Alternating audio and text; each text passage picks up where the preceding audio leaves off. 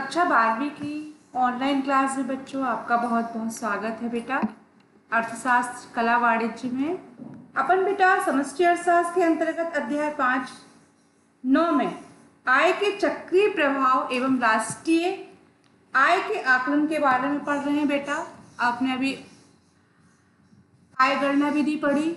उसके बाद है बेटा पूंजी निर्माण। तो पूंजी निर्माण क्या होता है? एक देश की अर्थव्यवस्था के लिए सबसे महत्वपूर्ण आधारभूत आधार है बेटा पूंजी निर्माण।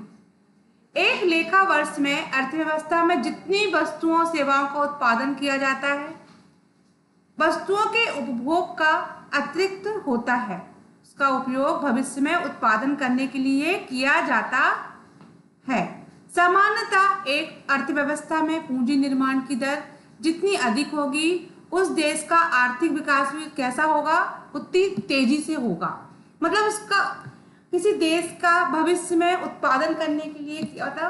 उपभोग के अतिरिक्त यदि उसका उपयोग भविष्य में उत्पादन करने के लिए किया जाता है तो इससे पूंजी निर्माण अथवा विनियोजन कहा जाता है।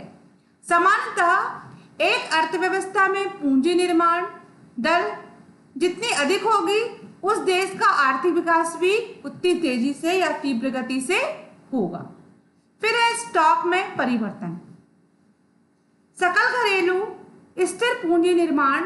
सकल घरेलू पूंजी निर्माण एक लेखा वर्ष की नई परिसंपत्ति तथा पुरानी परिसंपत्ति से है।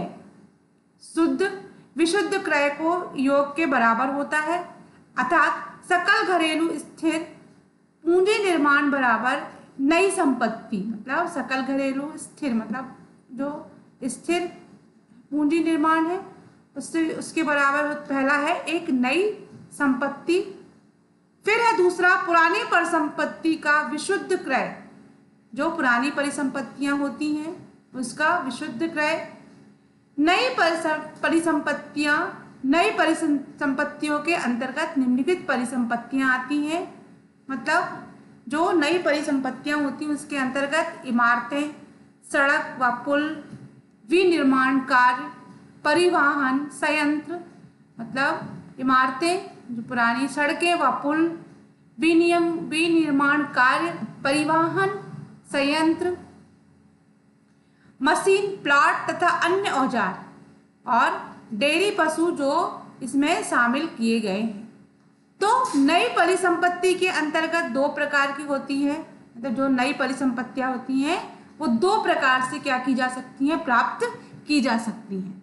तो पहला बाजार से खरीद के, मन में कोई भी चीज पढ़ने कोई भी नई चीज खरीदेंगे, नई परिसंपत्ति मतलब बाजार से खरीद कर।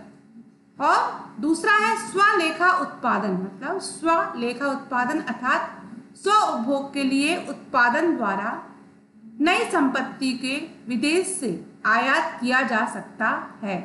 मतलब अपन कोई भी चीज अर्थात कोई वस्तु का उपभोग करना है, इसके उत्पादन के द्वारा नई परिसंपत्ति होती है जो उसको अपन विदेश से भी आयात कर सकते हैं। पुरानी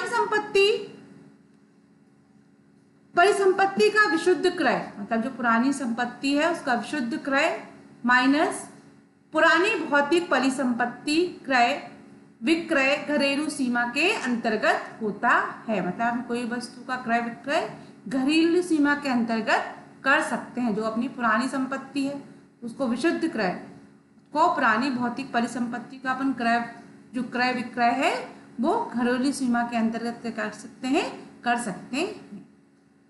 तो इसे घरेलू पूंजी निर्माण का कोई प्रभाव नहीं पड़ता। परिसंपत्ति के स्वामित्व का हस्तांतरण मात्र विदेशों से खरीदी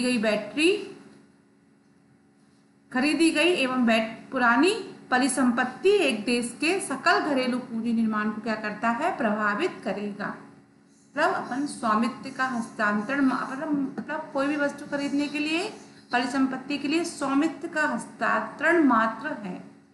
विदेश से खरीदी गई पुरानी परिसंपत्ति एक देश के सकल घरेलू पूंजी निर्माण को क्या करती है? प्रभावित करेगी। पुरानी परिसंपत्ति का मूल्य विदेशों में बेच दी गई परिसंपत्ति के मूल्य से अधिक होता है। मतलब जो पुरानी संपत्ति होती है विदेशों को बेच दी गई तो वह परिसंपत्ति का मूल्य से क्या होगा? अधिक होगा। परिसंपत्ति के मूल्य से अधिक है। परिसंपत्ति में विशुद्ध होगा। एक देश में सकल घरेलू पूंजी जुड़ जाए। इसके विपरीत यदि विदेशों से पुरानी घोषित परिसंपत्तियों का शुद्ध गृह ऋण आत्मक है तो सकल घरेलू पूंजी कैसी होगी? निर्माण के तुल्य में कमी होगी। फिर है सकल घरेलू स्थिर पूंजी निर्माण। तो सकल घरेलू स्थिर पूंजी निर्माण में पहला, घरेलू बाजार में नई परिसंपत्ति की खरीदी जो पूंजी निर्माण के लिए सहायक है। घरेलू बाजार में नई परिसंपत्ति की खरीदी, परिसंपत्ति का स्वलेख व उत्पादन, नई परिसंपत्तियों का विदेश से आना, विदेश से पुरानी भौतिक परिसंपत्ति का विशुद्ध क्रय और उपभोक्ता परिवार द्वारा नए मकानों का क्रय। उपभोक्ता द्वारा नए मकानों का क्रय। फिर है स्टॉक में परिवर्तन। स्टॉक में परिवर्तन एक प्रभाव होता है। अर्थव्यवस्था में उत्पादन का कार्य को निरंतर बनाए रखने के लिए उत्पादक के पास भौतिक वस्तुओं का स्टॉक होता है। एक लेखा वर्ष में स्टॉक में होने वाले परिवर्तन सकल घरेलू पूंजी निर्माण का एक अंग है। मतलब स्टॉक में परिवर्तन एक प्रभाव होता है। अर्थव्यवस्था में उत्पादन का कार्य कैसा होता है? निरंतर बनाए रखने के लिए वस्तुओं को पास भौतिक वस्तुओं का स्टॉक होता है। एक लेखा वर्ष में स्टॉक में होने वाले परिवर्तन, मतलब जो चालू वर्ष है, जो चल रहा है, उसमें स्टॉक में होने वाले परिवर्तन सकल घरेलू पूंजी निर्माण का भी एक अंग है और देश में पूंजी निर्माण को प्रभावित करता है। निम्नलिखित मतलब इसमें मत हैं। पहला है उत्पादक के पास कच्चा माल, अर्धनिर्मित तथा निर्मित माल को बिका नहीं होता। दूसरा है युद्ध सामग्री, खाद्यान्न, पेट्रोलियम, स्टील आदि राष्ट्रीय आय की महत्वपूर्ण वस्तुओं का स्टॉक सरकार के अधिकार में होते हैं। विश्लेषण से स्पष्ट है कि देश का सकल घरेलू पूंजी निर्माण, सकल घरेलू स्थिर पूंजी निर्माण तथा स्टॉक में परिवर्तन का योग होता है। फिर है पूंजी निर्माण, सकल घरेलू पूंजी निर्माण एक अर्थव्यवस्था की, मतलब जो एक अर्थव्यवस्था, देश की एक अर्थव्यवस्था होती है, उसकी वास्तविक आर्थिक विकास का सही मापक नहीं होता। इसके लिए शुद्ध घरेलू निर्माण की अवधारणा महत्वपूर्ण होती है। अर्थव्यवस्था में सकल घरेलू पूंजी मतलब कुल घरेलू पूंजी निर्माण में स्थिर पूंजी से क्या करते हैं? उपभोग को, जो अपन ने पूंजी का उपभोग कर लिया उसको क्या कर देंगे? घटा दिया जाता है। तो क्या प्राप्त होता है?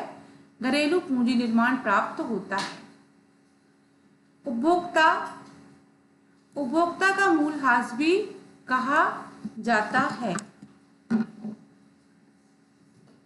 मूल्यह्रास दो कारणों से होता है। पहला है टूट फूट या गिरावट के कारण, मतलब हम कोई वस्तु का जो मूल्यह्रास करते हैं, मूल्यों में गिरावट आती है तो उपभोक्ता मूल्यह्रास भी खा। तो घरेलू निर्माण में अपन ने जो वस्तुओं का उपभोग कर लिया उससे मतलब पूंजी से घटाएंगे तो जो आएगा उसे मूल्यह्रास कहा जाता है।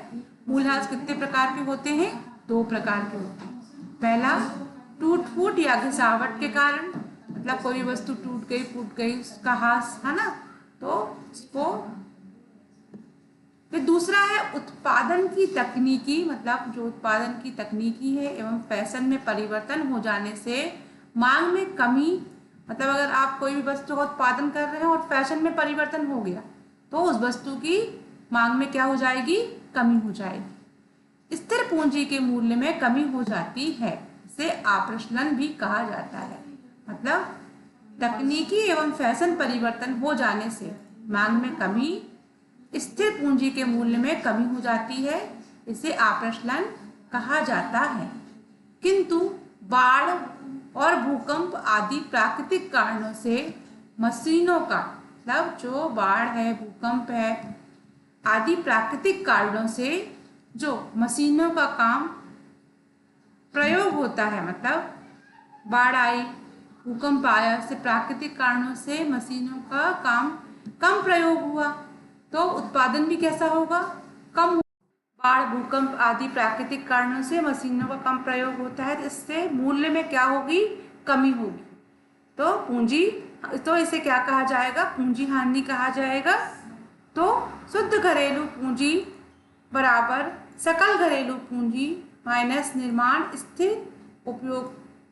तो ये आपने पूंजी निर्माण का पढ़े और इसके अंतर्गत सकल शुद्ध घरेलू पूंजी निर्माण, पुरानी परिसंपत्ति और सकल घरेलू उत्पाद, इतने विषय पर आपने पढ़ा। अब आप इसको पीडीएफ को अच्छे से देखोगे बच्चों, और इसके प्रश्न उत्तर बेटा ये लेसन खत्म होने पर मैं आपको इस विषय पे सारे प्रश्न उत्तर हल कराऊंगी।